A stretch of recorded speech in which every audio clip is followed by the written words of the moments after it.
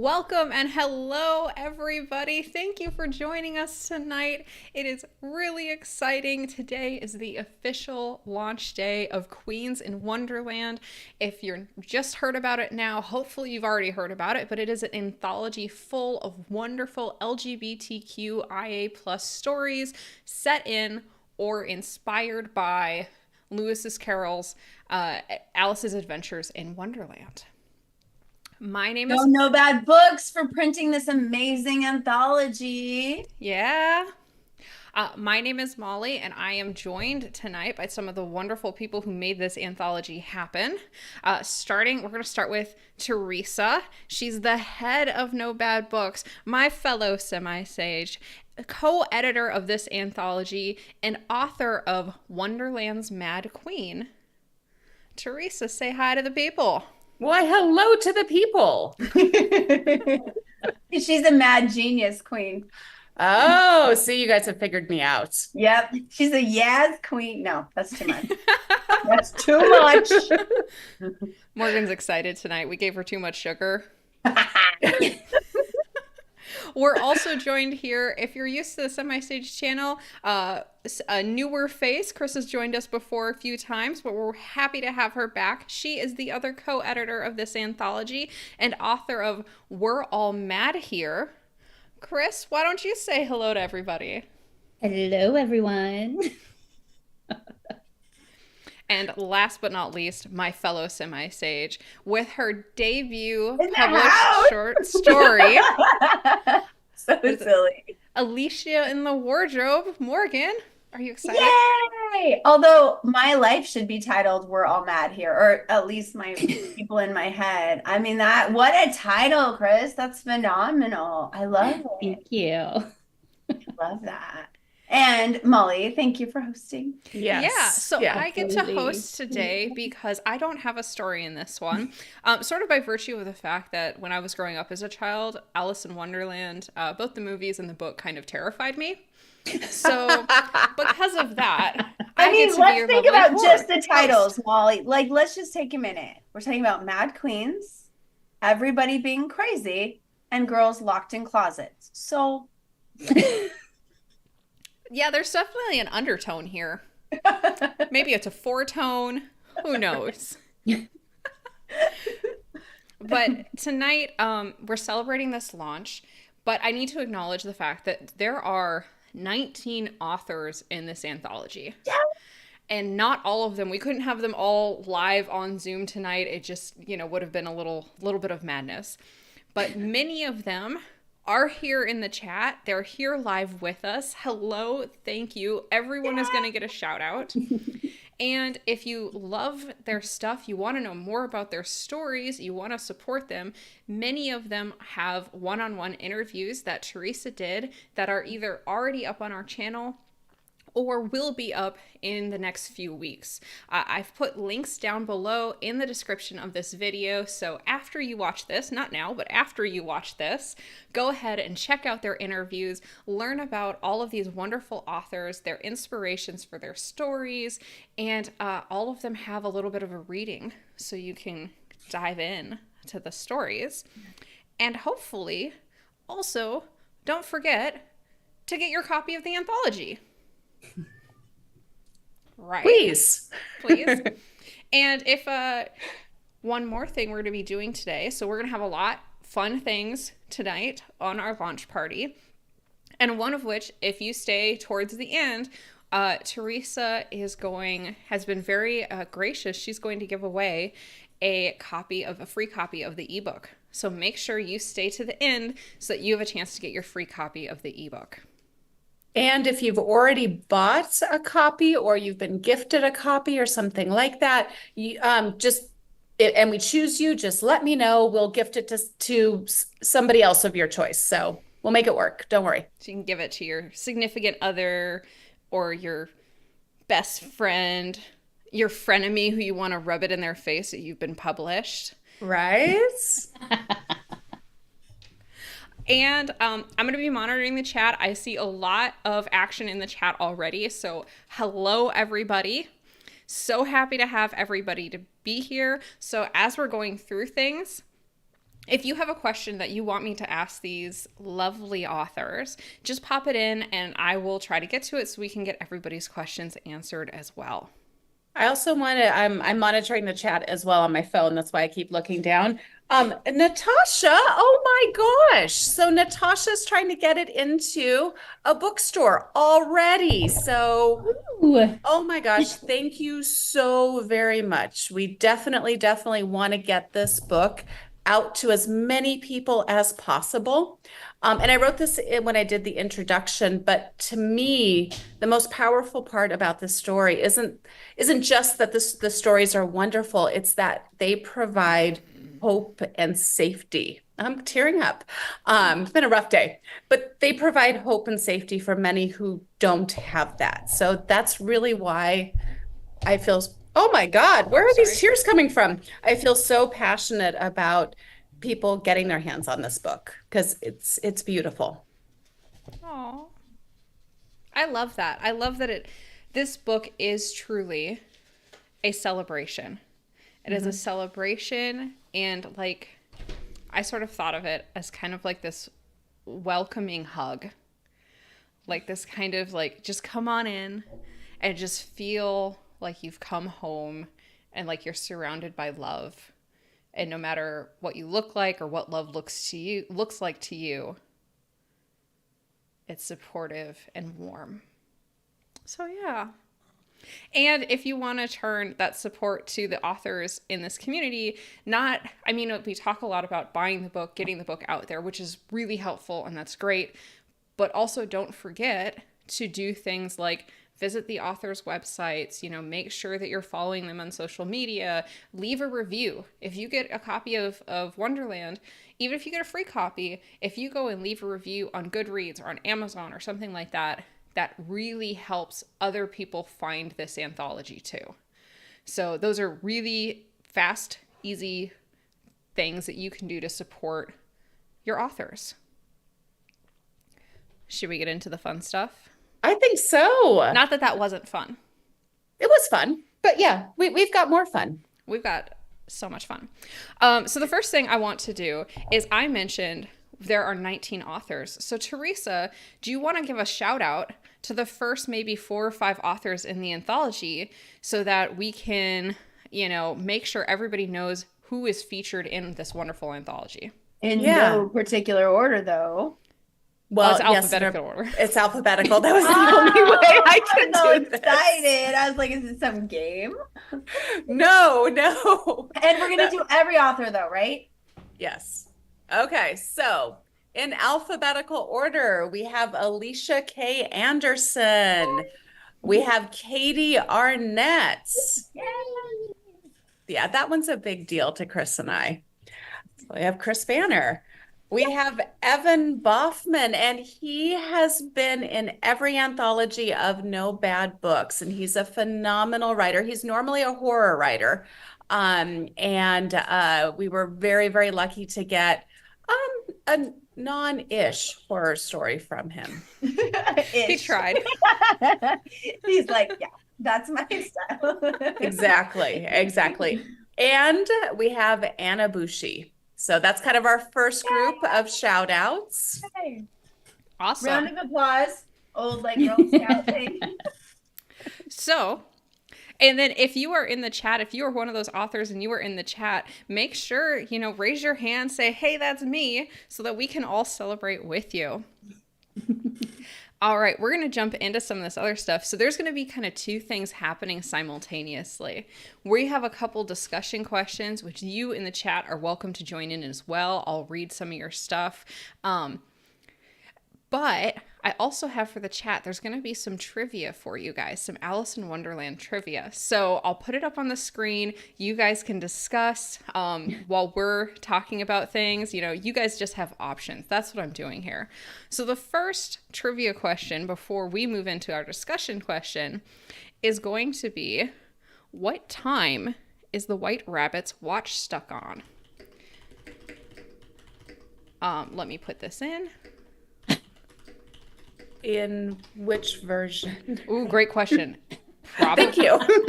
I think we should all discuss this in the chat.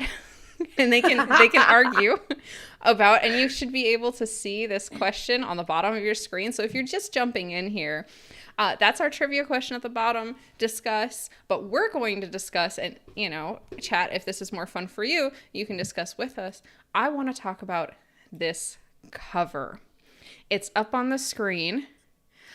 Theresa and Chris, first off, do you want to tell us about how it went working with a cover artist, what the process was like, and how you ended up with this beautiful cover? So Jacob Brooks is our cover designer. He will actually be doing another cover for another anthology that's going to be coming out later this year.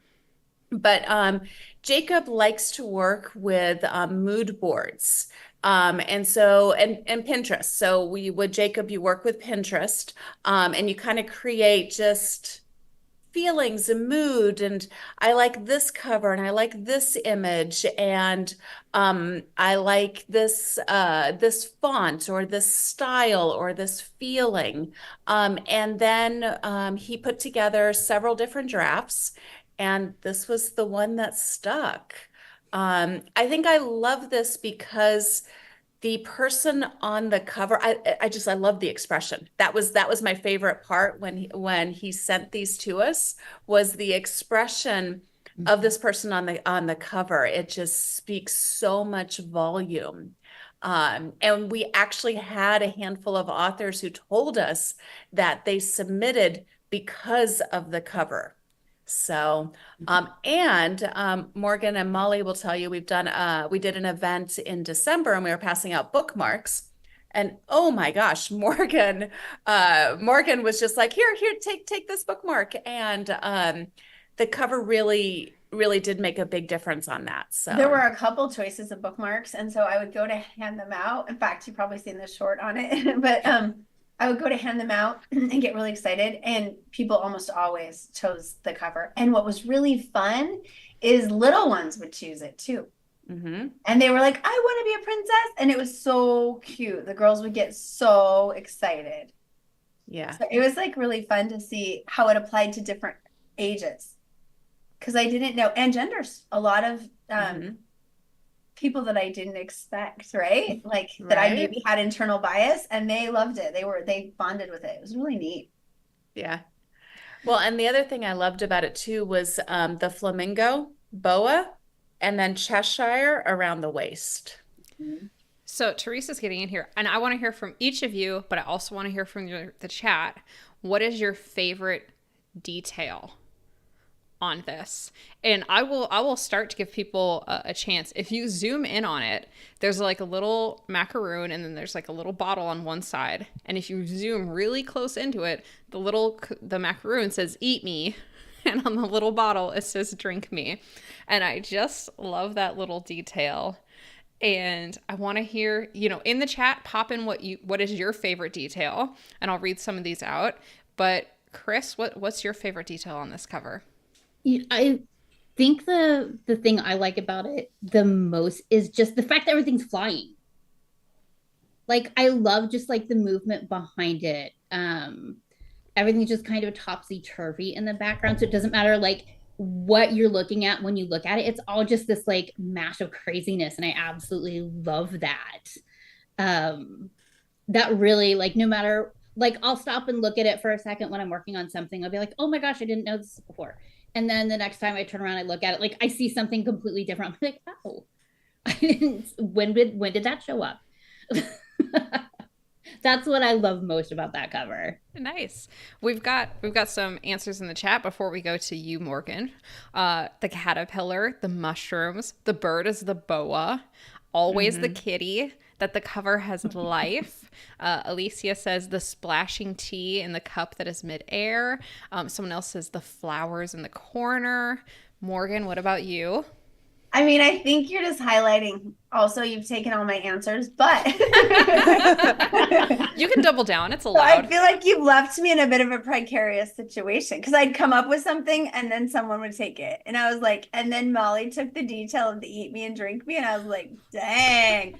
So in culmination of all of your beautiful ideas and the brilliance in the chat, I like the juxtaposition between the idea of queen, which is like pulling it all together, and this idea of regalness and always having yourself put together, and then the disheveled nature of the cover down to the folds in her cloth, like in her dress, right? And so there's like this like, and I think that that speaks to deeper issues of LGBTQIA issues and how the media and even publishing may deal with things that are non-traditional, right? And the way that throughout life that we can feel inside and then outside and what we're ready to present, because I feel like this is issues about presentation, right? So a queen is presenting a final version of themselves all the time that's totally together, when inside they may feel quite topsy-turvy. Maybe the tea is spilling out of the cup. And you're like, please put the tea in. I'm not ready for everyone to know my tea yet. Like, spilling all over. And I'm not ready to come out of any wardrobe or closet or anything else, you know? I want to highlight, before we get to you, Theresa, I want to highlight something that Elizabeth said in the chat, which is kind of playing off what you're saying, Morgan. They go and say, I really love how disheveled Alice looks with the hair coming loose and just kind of the flat, what is happening expression, because I sure wouldn't be happy and perfect if I fell in a hole.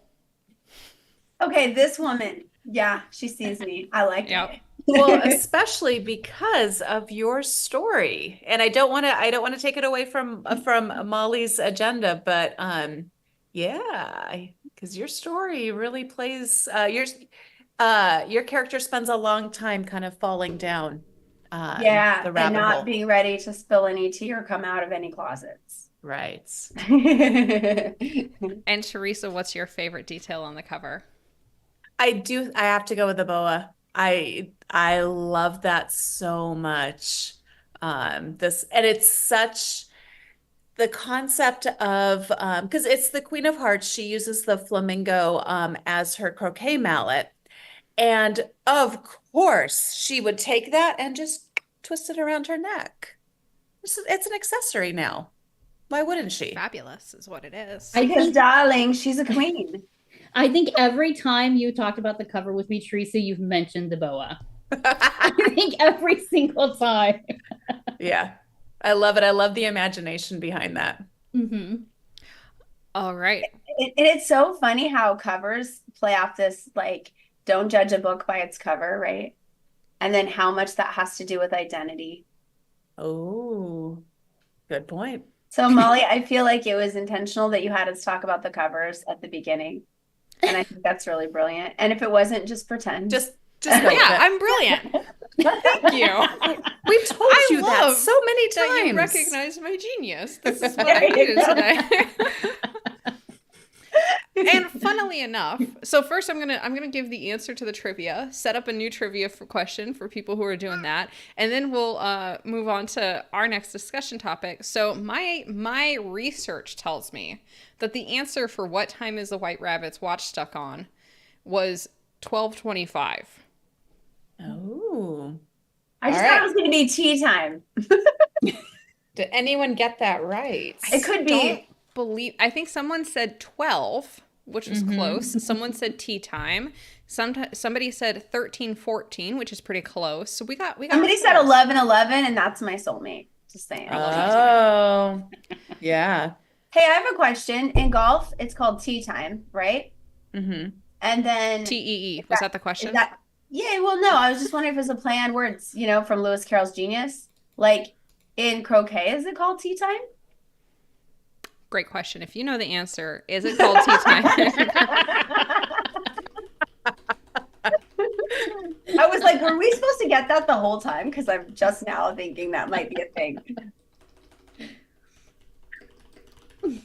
All right. So popping up the next question for you guys. Which, hopefully that works. Tell me if you can't read that. Which character in the books did the author base on himself? So while you think about that one, we're going to bring our discussion back around to me. And that is, I mentioned earlier that I never liked Alice in Wonderland. It kind of scared me, kind of weirded me out. I would love to hear for you guys, Like why I should come back around to this story. Why should I come back around to this world? Why should I give it another try? What is compelling? You know, why did you decide Can to I do go so? first this Yeah, time? yeah, you can go first.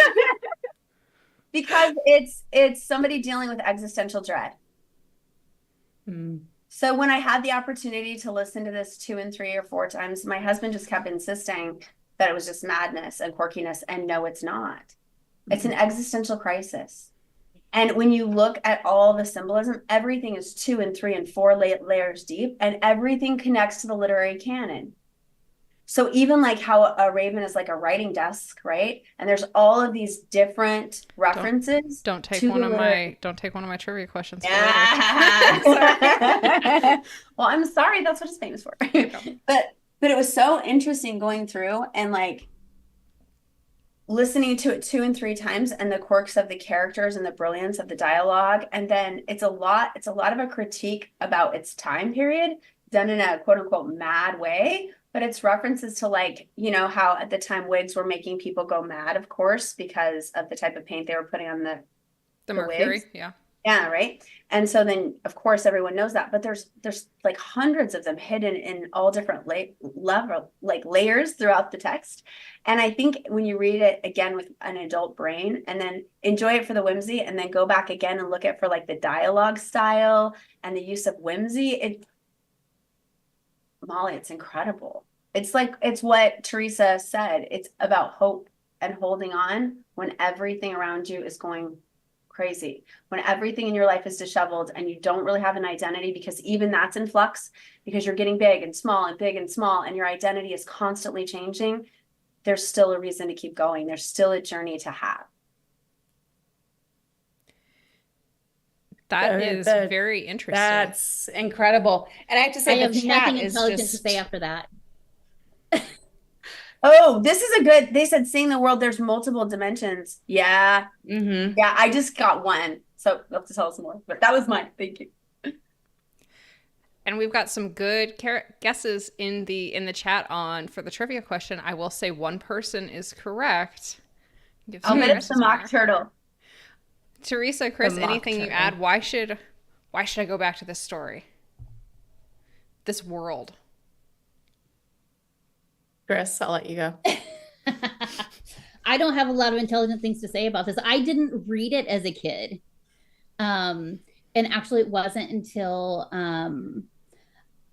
Theresa and I started talking about this anthology that I went and read it.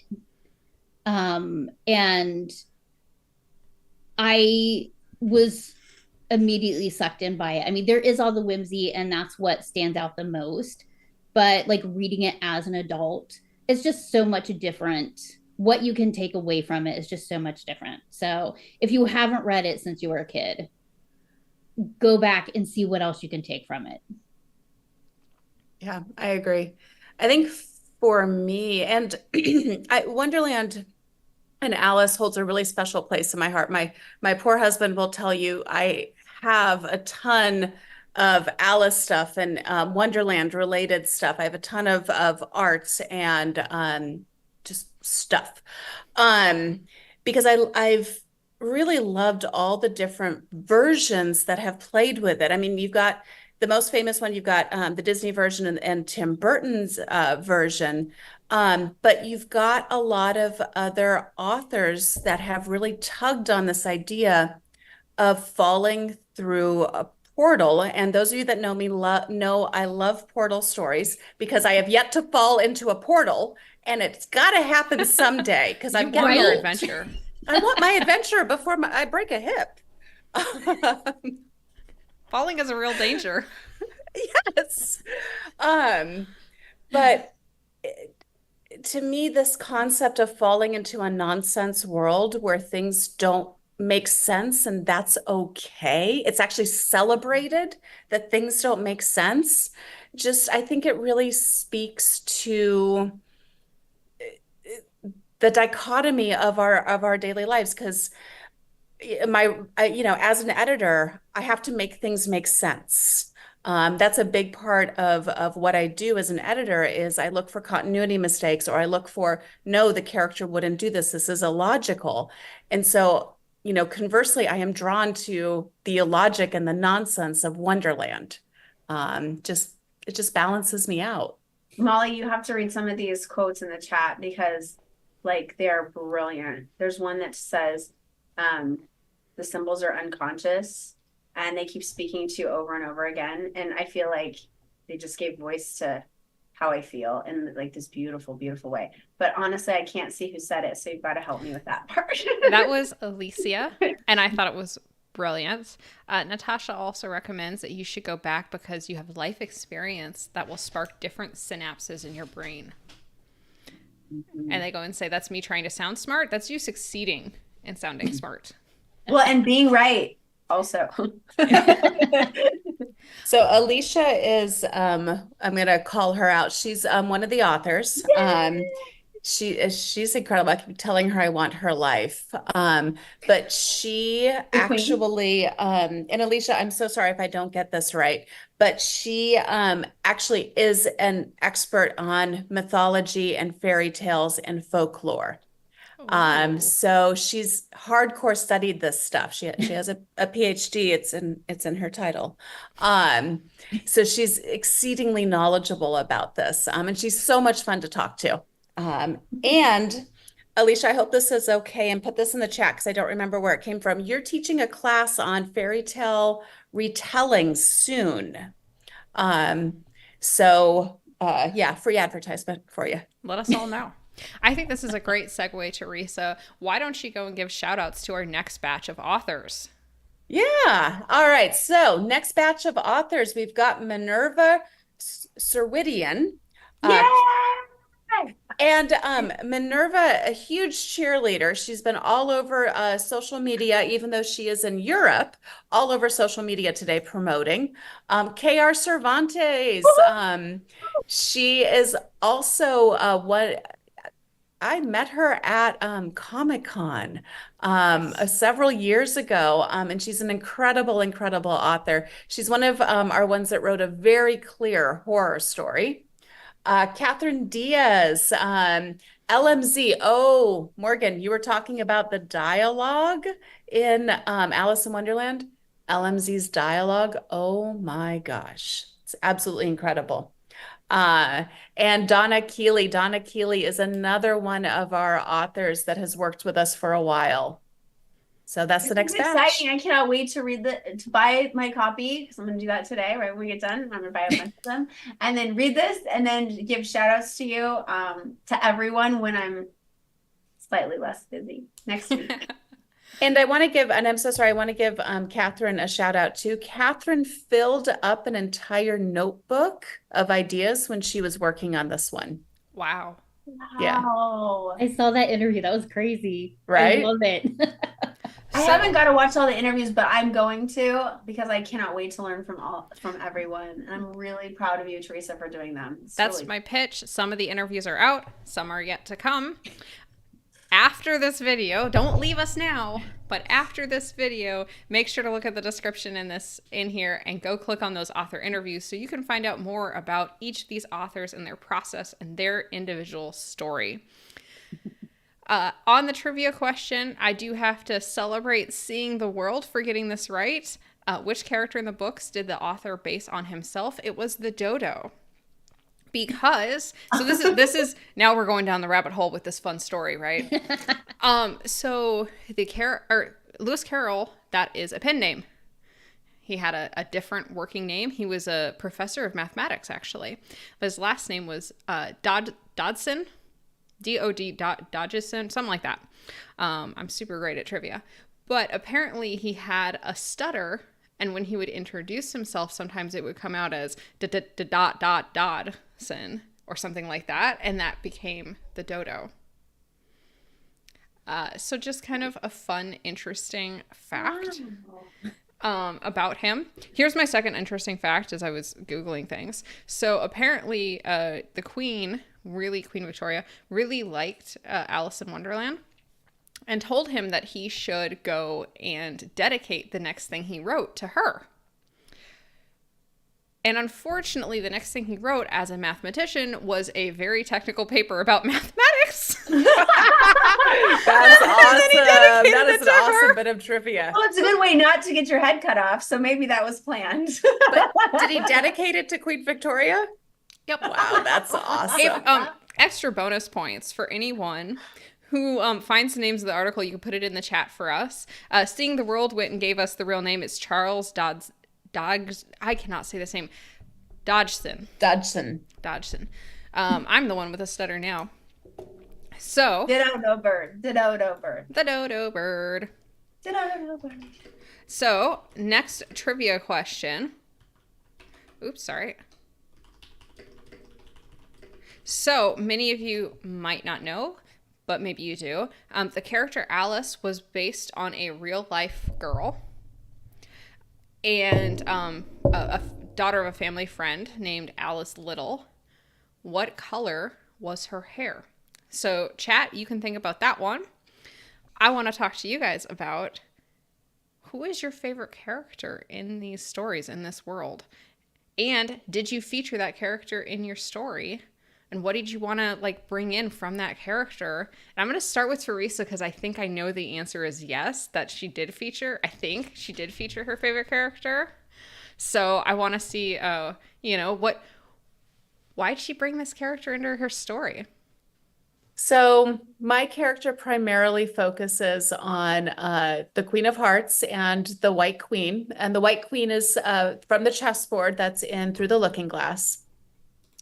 I like the concept of the Queen of Hearts. I don't necessarily like the Disney version. I think she actually scared me when I was younger. I think that's actually a common thing sometimes of the Disney villains is that they were scary to children. And then as I grew up, I just kind of found her ridiculous. So when I made this character and I re-envisioned her, I made her just pure emotion. She's happy, she's angry, she's happy, she's angry again. She's like, fine, whatever. She's aloof. And this character actually I think is one of my all-time favorite characters as I envisioned her. In terms of my favorite character from the original story, I think I have to go with the Mad Hatter. I really liked the Mad Hatter from the original story. All right, Morgan. Who's next? So I get to pick? I didn't realize I'll pick Chris. Oh, yeah, let's pick Chris. Chris, what about you? Good place to go because the Hatter is my favorite. And I did absolutely feature the Hatter in my story. I had originally, my working title was How the Hatter Went Mad,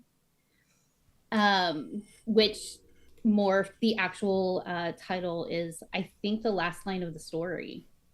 Mm-hmm. When I was writing it, I was like, oh, I didn't want to call it something else, but this fits too well. But I've always, like, every incarnation of the Hatter, I just really enjoy.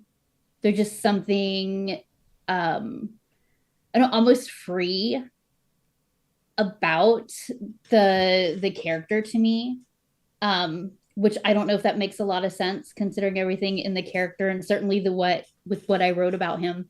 But I love the Mad Hatter, so he had to be my main character. And you envisioned a very different Hatter than I think anybody else ever has. Because, well, okay. Because. And if you want to find out more, you'll have to get the book. Morgan, tell us about your character. Who are you? I'm a Chester Cat fan all the way. Oh. I'm all about identity. I'm all about the theme and the wise, like sage being this discovery of how we're in constant change and constant flux. And I thought the dialogue between Alice's identity and what she's doing in the world with the Chester Cat was some of the most brilliant writing I've ever read in my life. And as I got to enjoy that as an adult, I would find myself just going back and rereading that dialogue and trying to figure out how he worked. It was like metacognition on steroids. It was incredible. It was like all of, like epistemological thought meets metaphysics as they try to like find this identity in this character. And I was just loving it. I just thought it was incredible. And it was almost Socratic in the way it was constantly like asking questions and reflection and turning the identity. And I think that's what makes it also for me so appealing for a Queens and Wonderland LGBTQIA version, because it ultimately grounds us in the idea that so many aspects of our identity are always changing, and we are changing, our world is changing. And then how are we going to find disappearing? Parts are literally disappearing, parts of our lives, parts of our friends, parts of our past, and yet we're somehow making meaning from it. So Chester Cat all the way. I was going to take Cheshire in a totally different direction with that, but I can't follow with that. I thought you were going to. If you were listening, you might have heard a little squeak there, and longtime listeners will know that is Winchester. Or is which it is Theresa's? Yeah, which is Theresa's cat. She's so like, I thought Winchester was going to make an appearance. Yeah, Winchester's like, you're talking about me. I'm disappearing. Yes, he was. He was doing very much a Cheshire moment there. My kitty is taking a nap over here. I might go in and grab her in a second. And don't you love the idea that cats symbolize independence too? I'm just saying, like that idea of independence and how your independence is disappearing and parts of it are coming into focus and parts of it are just, like fading. Yeah. Boy, you're really good at this stuff. So we're going to transition actually to this topic. But first off, the real Alice Little, had brown hair. Which multiple people said in the chat. So great job, everybody. There's lots of really great things in here. I believe Seeing the World went and found the actual paper. It was an elementary treatise on determinants. Ooh, exciting. Ooh. As an engineer. Oh my gosh, the amount of information in the chat. This is crazy. Natasha wants the Queen of Hearts to be your spirit animal. Yes, my friend, I've met you. And I think this is a great segue. Stephanie Sanders has to say it's her bedtime, but she really appreciates being here. Why don't we give another shout out to the next batch of writers? Okay, and I will include Stephanie in that one. Don't leave yet. Okay, so Eve Morton, Morrigan Puhr. Yeah. That's you. We got L.S. Reinholt, Robert Runte, Stephanie Sanders Jacob. So yay! I love that book. Yeah, she wrote. So she. Stephanie, I hope you're still here. So for No Bad, she wrote Singing All the Way Up. It's a wonderful, wonderful book, possibly about an alien abduction. Not sure. Got to read the book. And then she also just released a new book as well, and I may not pronounce this right. It's Pyramidia, and it's a slasher horror or a cozy slasher horror. I've seen it designated both ways. Fun book. Pick it up. All right. If you're playing along with the trivia, how tall is the caterpillar? For our discussion question, I want to jump on something that all of us have been talking about, but especially Morgan has really kind of drilled into, and that is identity. Right? We talked about it with the cover. We talked about it with, our favorite characters. And I'm curious for you all, when writing this story for this anthology, what aspect of identity, of self-discovery, of a character arc was important for you to put on the page? Or to explore, maybe I should say it that way. I know, that's a digestible question to ask. I'll go first. Thank goodness. So I was raised in a very conservative part of the country, where I have witnessed and experienced personally, and as a teacher, many of my students, some extremely brutal treatment. Oh, this is hard for me to talk about, towards younger people especially. And oftentimes it's parents towards their children. as they explore identity. And in the area of the country where I come from, child suicides are at the highest of any area in the country, specifically with LGBTQIA youth. And so when I wrote my story, I didn't want to do an adult. I didn't want to do that aspect of identity. I wanted to do, in honor of I have two gay nephews, and one who was closeted and to the point he almost killed himself because he stayed in the closet so long, and he was so lost, and he was falling for so long. And I just wanted a whimsical, like, young protagonist, but that could identify with maybe what it's like to be in the dark and then finally come into the light and embrace who you are. And so for me, it was really important to get that right. And then to do it for a generation in a conservative area of the country where a lot of people might not understand, because this idea of having to pretend to be something you're not is still a really big reality in many parts of our country that I think it's hard for people in California to understand. Yeah, and we've talked about that kind of offline about how California tends to be, sorry, you hit me there, tends to be a bit of a bubble. And because you travel to another state during the summer, you see a very different side of the United States. I just, before we move on, I want to echo what Natasha says in the chat is, thank you, Morgan, for sharing. Love your passion for kids. I also grew up in a conservative state. And she gets it. Yeah. So my story is for a very specific demographic. Chris? Wow, I don't know how to go after that.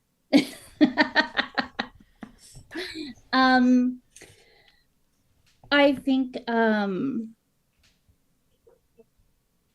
I always write gay characters. I mean, that's what I do. I write gay science fiction and fantasy. But when I started writing professionally, I really came to a point of, am I writing stories for a gay audience, or am I writing stories that have gay characters? I never want to put my stories out for just one audience. We have, we talk about lack of representation. For me, like, having to market my stories to a gay audience when it's really science fiction and fantasy, that is really difficult for me, because how are people who don't have the chance, how many bookstores do you go to that have a section that's going to be marked LGBTQIA+? I grew up in a conservative area also.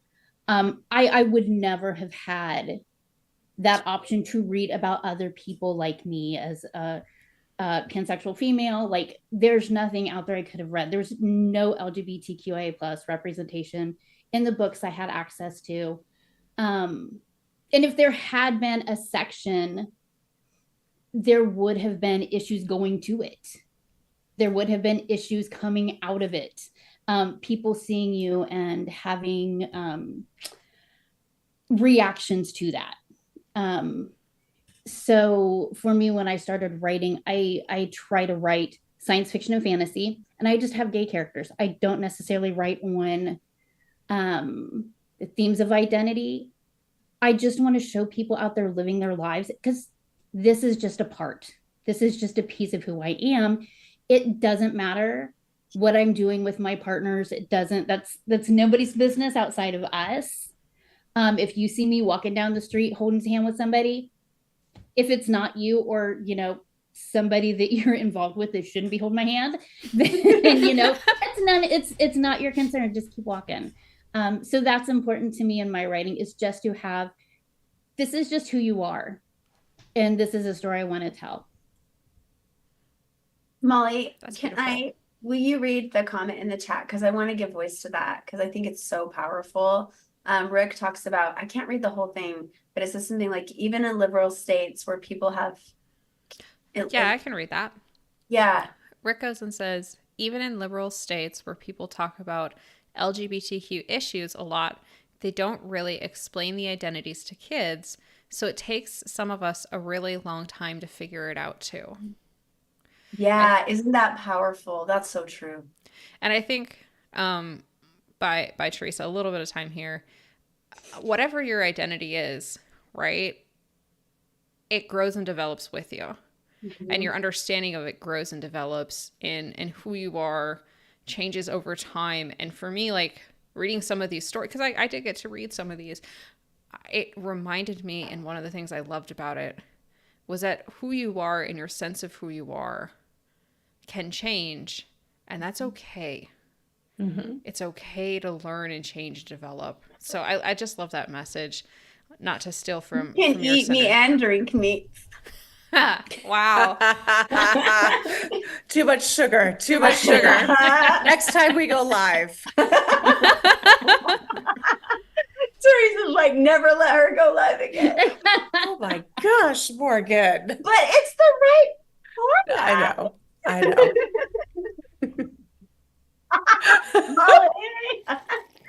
Okay, back to Anyway, corner. Theresa, anything you want to add on this Oh topic? my Lord. I think so. I write romance in a variety of genres because I'm an idiot and I couldn't pick a genre, which is a marketing mistake. Don't ever do that. Pick a genre, stick with it. Do what you want. Live your life. I gotta really quick change my background to that point in Ted Lasso where he just turns around, he's like, live. Sorry to interrupt you. No, you're fine. So I wanted a story that had a romance, but a mature, established romance. And a stabilizing romance for the Queen of Hearts, because she is the way I wrote her, she is all emotion. So she needed somebody to ground her, and the White Queen needed the opposites. And again, you're going to have to read it. And you should read it because Theresa's story is amazing. Thank you. I'm really proud of it. I struggled with it, and I'm really, really proud of how it turned out.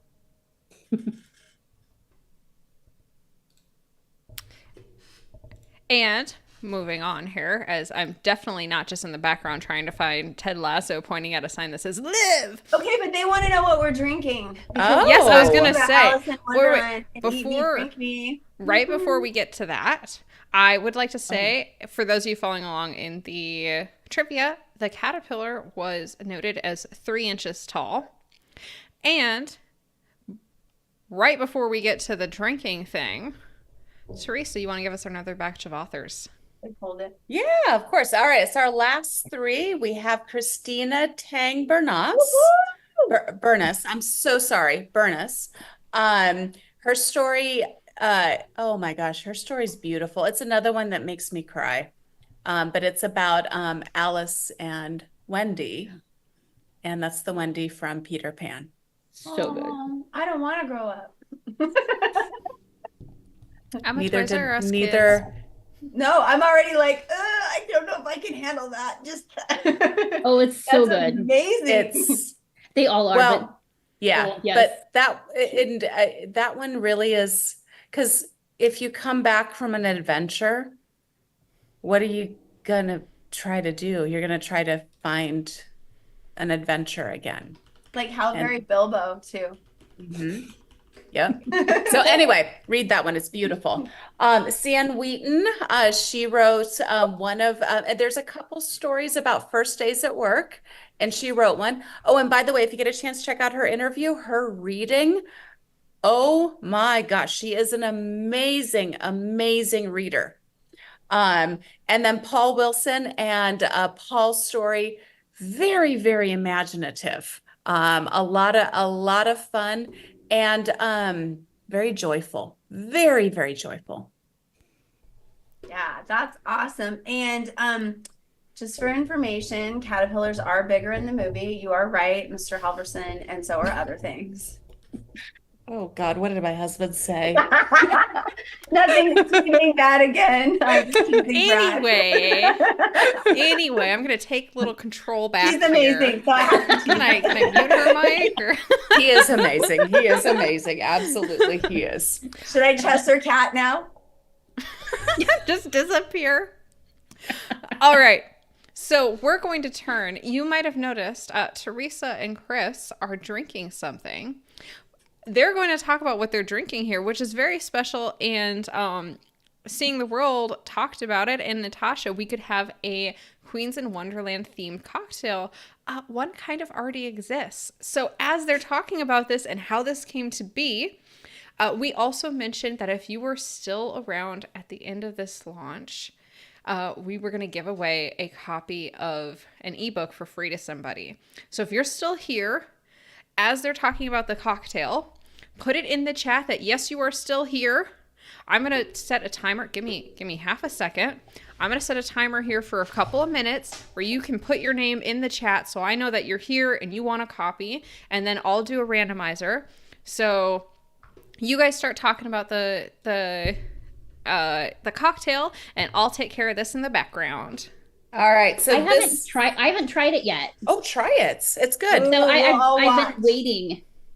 I don't know if it's, I just made it. I've never actually made myself a mixed cocktail before. Ooh, Oh. firsty. I like that. It's Does that have good. cherry in it? Just saying. It does not have a cherry in it. Sorry. It could do really good with a cherry, though. So It it's would. it's I supposed missed to out on have, it is supposed to have a black sugar rim, but when I made it the first time, or black salt rim, sugar rim. Yeah. When I made it the first time, though, it stained my teeth, and I was like, I'm not gonna do that for the lunch. But Now you tell me. So this actually, I did an interview with Books and Brew. It's going to be out in March. And what they do is they do readings combined with cocktails. And so they did a reading of Wonderland's Mad Queen, and they made the Queen of Hearts. So it is 1 ounce rum, Malibu rum, 1.5 ounces raspberry vodka, splash of grenadine, and then ginger ale to the top over ice. So it's actually really good. I made this one very light though, because it was a rough day, and I didn't want to fall asleep or get too wound up. It is very good. I like it. They don't let me have alcohol when we go live. No. An energy drink. Wait until the end. And Brad already knows why. Oh goodness. All right. So let's see. Well, I can tell Molly is counting here. Got a lot of really good comments going on here. Yay! Oh, this is so neat. Yeah, You can get a somebody- copy for some of you who already have a copy. If you want, I'll still put you in the thing, and then you can have a copy you can gift to somebody to force them. I mean, gift them the wonderful gift of words. To give you good reviews to help sell the book. Yeah. Exactly. Just Exactly. So this is wonderful. So this is Elizabeth Butler about Cian Wheaton. She says, I'm not surprised. She's a good reader. She's been practicing her entire life, and my toddler loves when she reads to her. Aw. That's so sweet. I love that. That's beautiful. I'm just losing it because Brad is over here asking if we can give a copy to Ted Cruz. Like the Senator Ted Cruz? I'm assuming. I don't really have his address to mail that. I'm sure there's an email address. I can send it to his office. A gift with a personalized note. Oh goodess. Wow. Seeing the world is Okay. now like, they're gonna pay for Ted Cruz to have What a we copy. should do is do a little press release about how much he wants it and put it out there. All right, you guys have however much time is left on the screen right now to make sure you identify yourself in the chat. So then I'll put you in a little randomizer. Oh, Ashley's here. Ashley's one of our editors. Yay, Ashley! Hey, I think if you're an author, you should say one thing that you love about your story in the chat because I want to hear it. Oh, that's excellent. Oh, somebody's encouraging my husband. Stop encouraging my husband. Is it me? Am I the encouragement to Brad? Believe. Never stop. Never stop, Brad. You're perfect Never just stop, the way Brad. you are. Alicia, thank you. Let me know if you need any help. We can chat more offline. All right.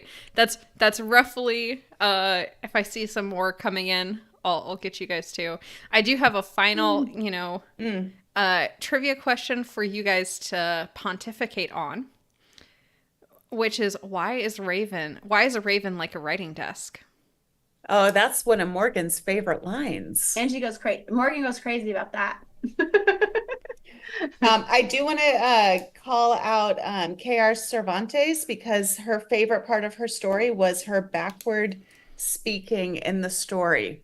That was so And fun. You yeah. loved that. You were talking all about how cool that was. Oh, I can't wait It to is read that so story. fun. Yeah, that was really fun. And I when I edited it, I was like, okay, wait, let me double. Yes. Okay, we're good. Yeah, but I was so excited that we had a story that had a character that was talking backwards. Mhm. So that was awesome. Let's see here. What else did we get here? All right. So I My wanted to let favorite you all part know. was writing the accent. Oh, I LMC's loved here. writing the accent. It was so You much did. fun. And if your you read my story, you absolutely must read it in a British accent, or it does not work, and you will not like it if you do not read it in an accent. So please make sure that you try it at least, and that will be more fun. And try to read it out loud if you can. Pip pip cheerio. Yeah, because it's Alicia more put one in too. fun. It's more Alicia fun. put one in the chat too.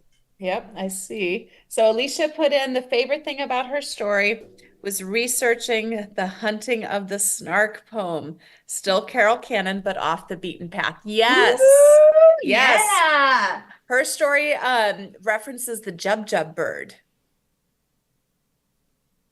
Yeah. And I also saw LMZ commented, loved writing the dialogue. Yes. Oh my gosh, that was amazing dialogue. What was your favorite part, Theresa, My favorite part? in writing your story? Good question. I liked the relationship between the Queen of Hearts and the White Queen. That was very easy, and it was just beautiful how it turned out. So, Chris, how about you? What was your favorite part? Finally getting one that ended. I wrote 4 stories before one stuck, so finally getting one that I actually liked was nice.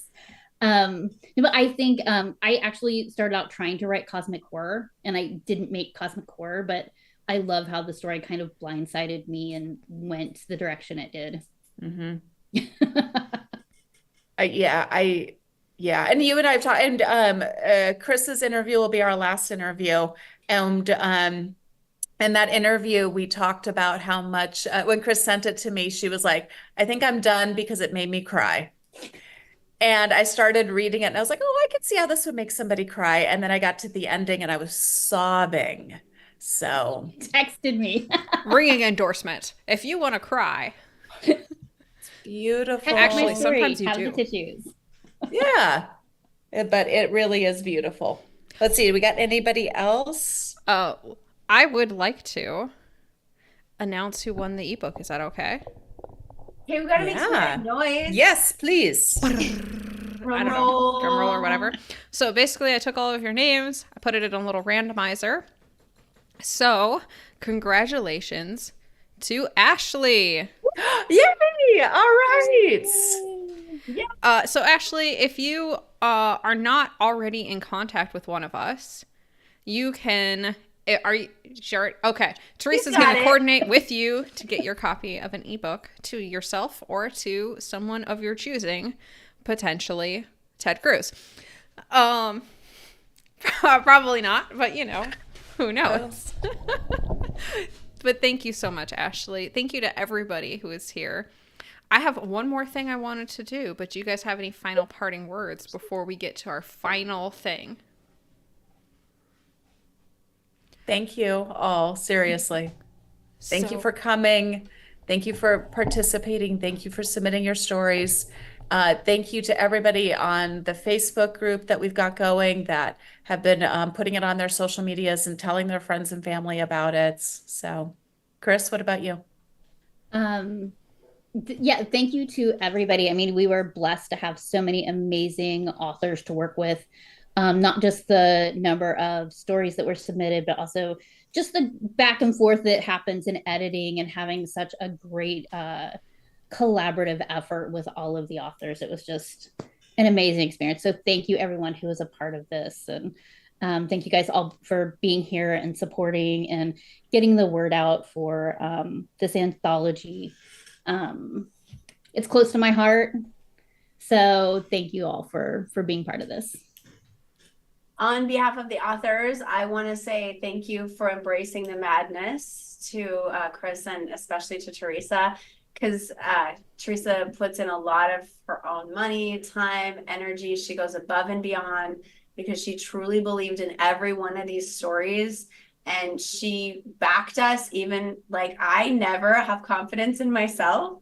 And there's no way I would be published right now if she wasn't like, you're going to submit this story and you're going to put it in front of the world. And that is what I've been most terrified and most excited about this moment my whole life.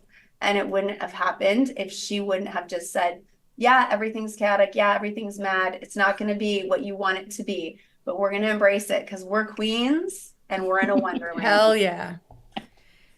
And on that note, whether you're here, on the Zoom, whether you're out at home, virtually joining us, the last thing I want to do tonight is give a big old cheers.